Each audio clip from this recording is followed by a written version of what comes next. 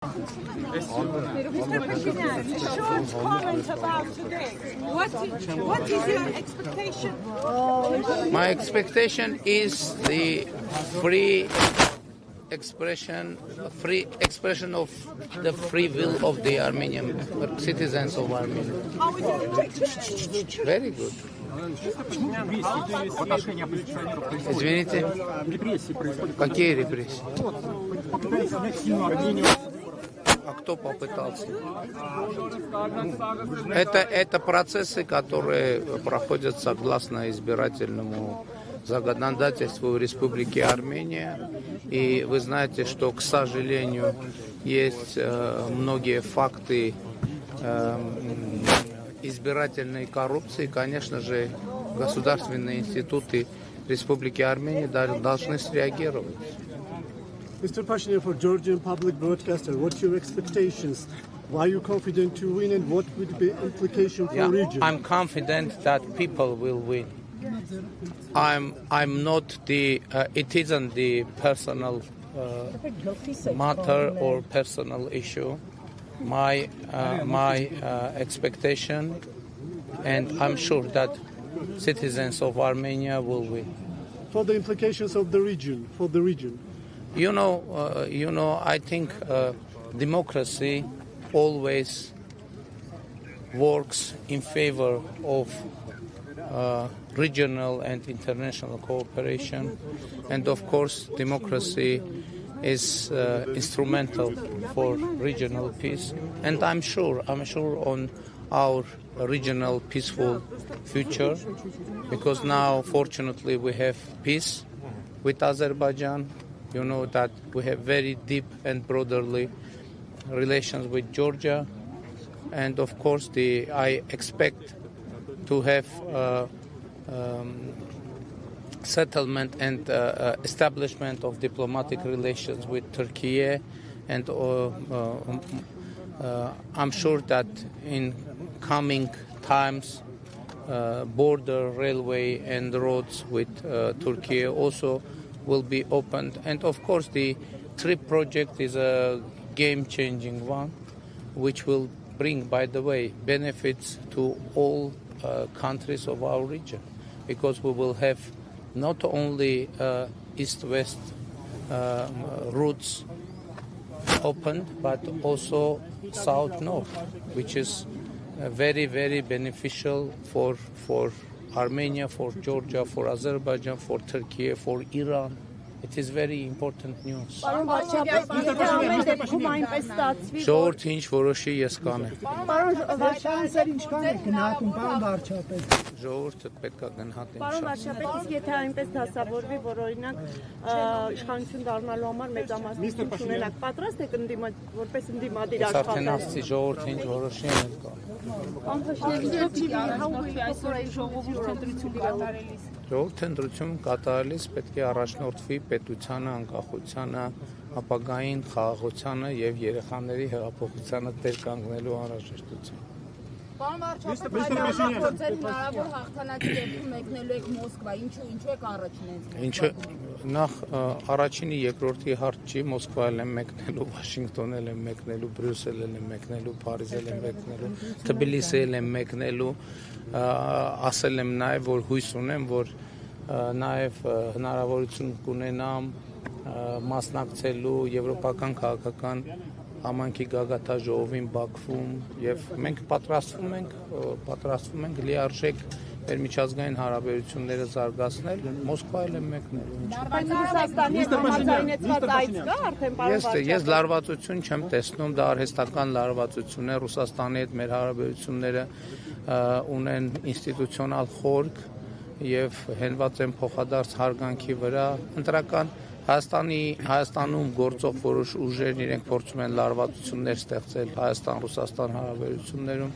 Այդ լարվածությունները չեն ստեղծվում այն պատճառով, որ Ռուսաստանի Դաշնության նախագահի հետ մենք ունենք շատ վարչապետներ, բայց հրապարակումներ եղան, որ Ռուսաստանի նախագահ Վլադիմիր Պուտինի աշխատակազմում կա պաշտոնյա Կիրիենկոն, որը սխեմաներ է մշակում ըստ տարբեր հրապարակումների, այդ թվում նաև Reuters-ի, որ Հայաստան մարդիկ ընկերությունների վրա ազդեցություն ունենան, այս թեման պատրաստվում եք քննարկել Մոսկվայի հետ, թե ոչ։ Դե գիտեք, այն սխեմաները, որոնք չեն համապատասխանում Հայաստանի Հանրապետության օրենսդրության, այդ սխեմաները պետք է արժանանան Հայաստանի պետական ինստիտուտների գնահատականին, իսկ ընդհանուր առմամբ ես կարծում բոլոր հարցերն էլ քննարկվում են ըստ անհրաժեշտության։ Եթե այդ հարցերի քննարկման անհրաժեշտություն ծագի, թույլ տվեք կանխատեսել, որ ընտրությունների արդյունքներում նման հարց քննարկելու անհրաժեշտություն չի առաջանում։ Պարոն վարչապետ, դուք ասել եք, please. After the election, which way Armenia will go? What will be the future for Armenia? Armenian future will be the strategy of strengthening independence, statehood, democracy, rule of law, and we will continue the democratic reform path, of course with the support of our European partners, because you know that European Union is our main partner in democratic reform implementation, and we will continue that path. And you know, I announced, and we have law already, that we will reform Armenia, trying to make it compliant with the European Union's standards, and that is first strategical goal. After that, we will see, because after that, when Armenia really is fully and sincerely compliant with the standards of European Union, we have two possible scenarios. One, European Union is accepting Armenia as a full member. Another version, European Union isn't accepting Armenia as full member, because it dependent from many political nuances. For example, European Union could decide that doesn't want to enlarge. It can happen. But in any case, we will win, because we will have, even in the second scenario, we will have country fully compliant with European standards. But what about balancing the relations between European Union and Russia? You know, it is another matter. It is a matter of foreign policy, and you know that we are providing balance and balancing foreign policy, and in any case we will be adhered from that policy. What are your expectations from the result of the vote today? My expectation is free democratic elections and expression of free will of the citizens of Armenia. Mr. Pashinyan, if you will, what kind of relationship will be between Armenia and Georgia? You know, we have so good relations with Georgia that even difficult to say about the further deepening of that relation. But of course, it is about emotion. Of course, emotions are large and full between Armenia and Georgia, but there are many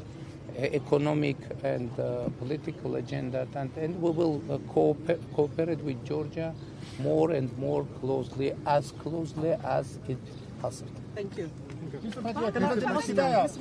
выборы влияют на стратегическую партнерство Армении с Китаем? Вы знаете, мы в прошлом году мы подписали с президентом Си Цзиньпин приняли документ о стратегическом партнерстве, и это факт. Я уверен, что по итогам выборов этот факт не изменится в негативном контексте. Этот факт, я думаю, что наше стратегическое партнерство будет развиваться дальше, потому что обе стороны заинтересованы, и особенно в рамках проекта «Перекресток мира» там есть очень много возможностей, и я уверен, что наше сотрудничество углубится. what message would you say to Georgian people who are fighting for freedom? I love Georgia and I love Georgian people. Պարոն վարչապետ, զանազացնում է Արթուր Օսիպյանի առողջական վիճակը։ Ես ճիշտ ասած չգիտեմ ինչ խնդիր կա առողջական վիճակը։ Պարոն վարչապետ, իսկ ռուսական կողմից Հայաստանի նկատմամբ սանկցիաներ արհեստական լարվածություն եք համարում Հայաստան-Ռուսաստան հարաբերությունում։ Գիտեք ինչ, տեսեք սանկցիաներ եք դուք ասում, բայց նման խնդիրներ անընդհատ են լինում, այլ բան որ հիմա լուսաբանվում է։ Այսինքն լուսաբանվում է Հայաստանում գործող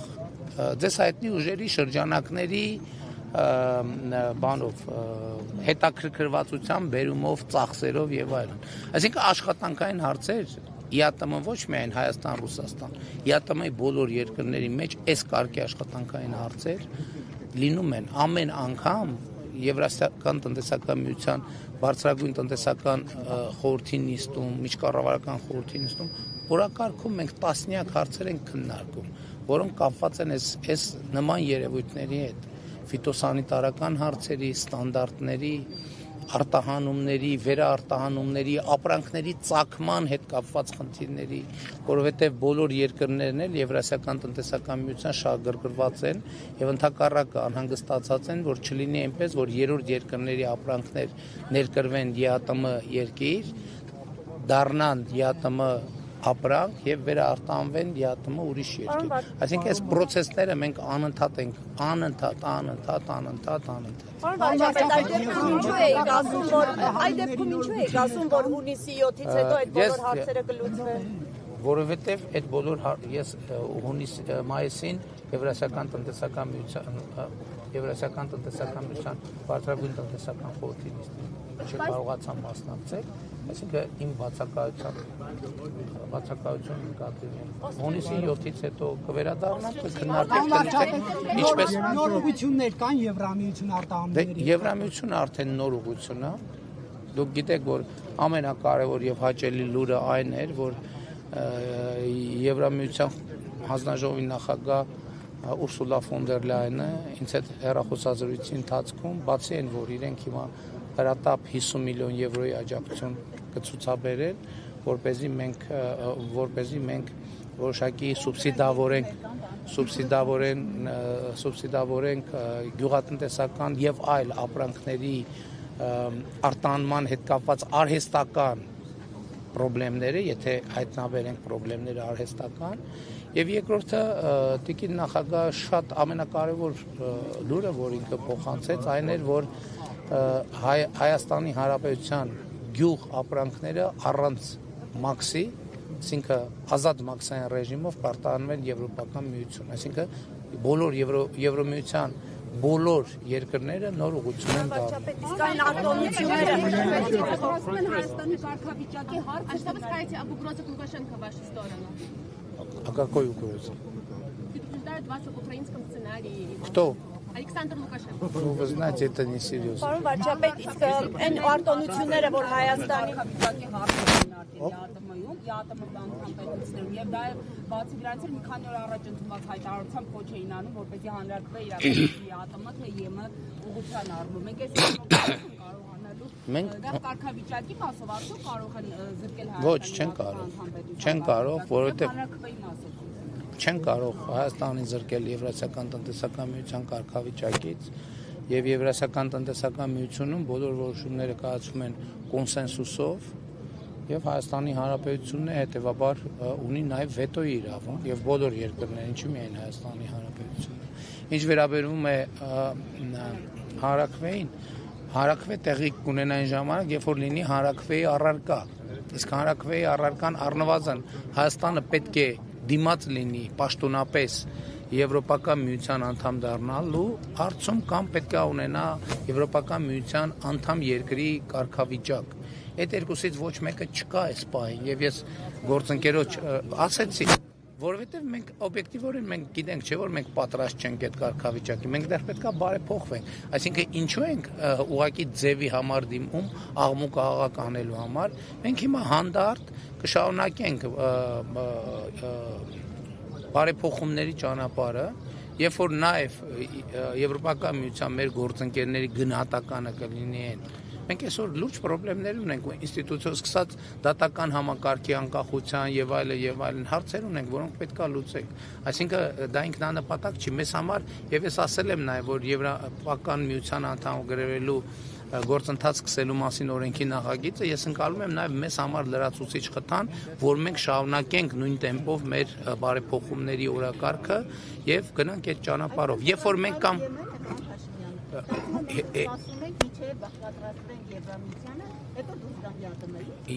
դա ես չեմ կարող որոշել։ Իմ խնդիրն է, որ Հայաստանի ժողովուրդը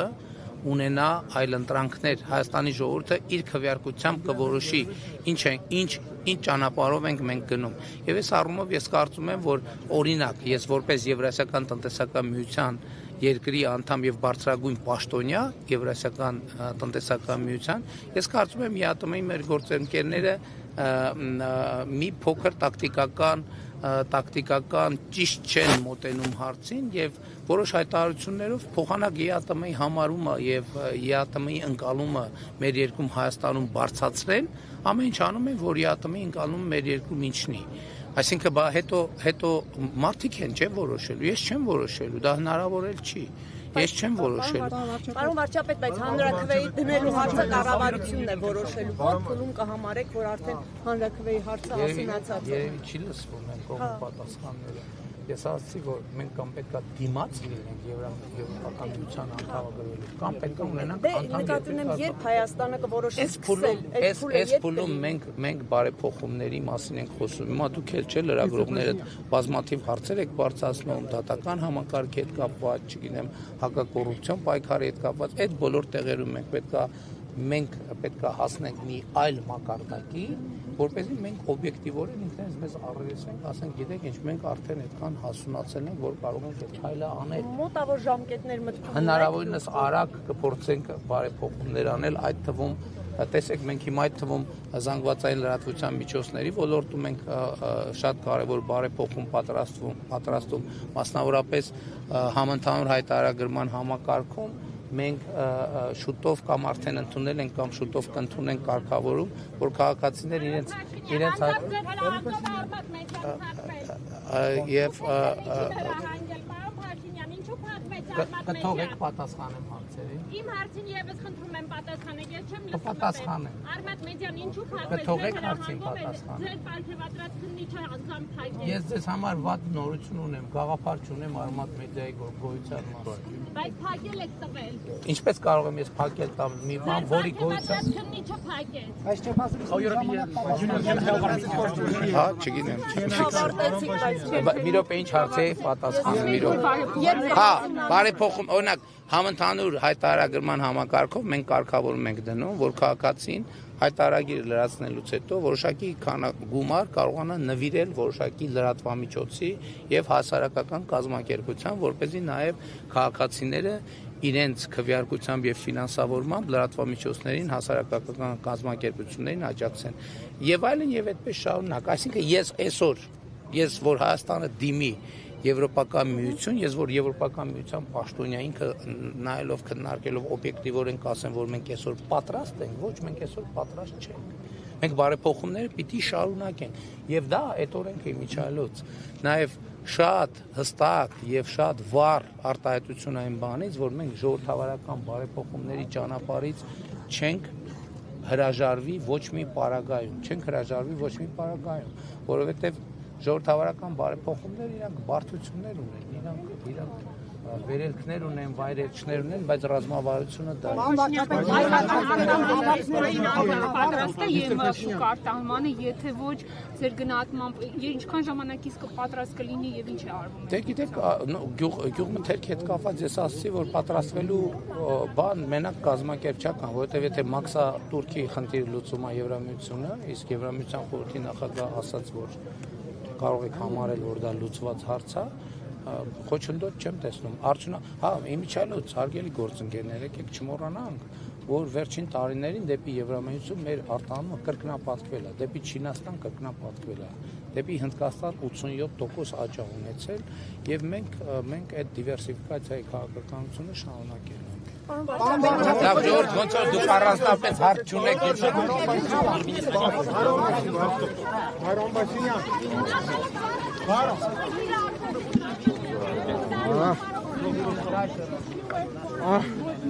Ինչու որոշեցիք կամբարակացնել արմատնենքի Պարոն Փաշինյան, համատարած վարչական ռեսուրս է կիրառվում։ Դուք այս ընտրությունները լեգիտիմ եք համարում։ Թեկնածուներին եք ձերբակալում, դուք լեգիտիմ եք համարում, ժողովրդավարությունից Ճանապարհ ասատեք մեկ, ճանապարհ ասենք։